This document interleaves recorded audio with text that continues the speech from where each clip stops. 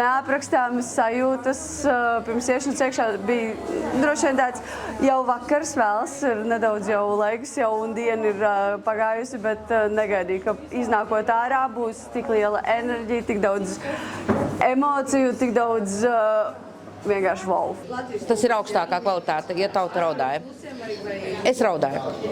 Nedaudz pakāpos augstāk sēdēt, un tad es redzēju, ka tajās bļodās tiešām arī iekšā ir ūdens, un ka tas viss šplakšķ un viss pārējais. Un vispār visi izrādi kā tādi kopumā bija nenormāli laba, un tiešām tik ļoti daudz dažādas emocijas, idejas, domas, pārdomas raisīja, ka tas viss kopumā bija ļoti fantastiski. Negaidīti. Man patika dēja, man patika viņu uzdrīkstēšanās.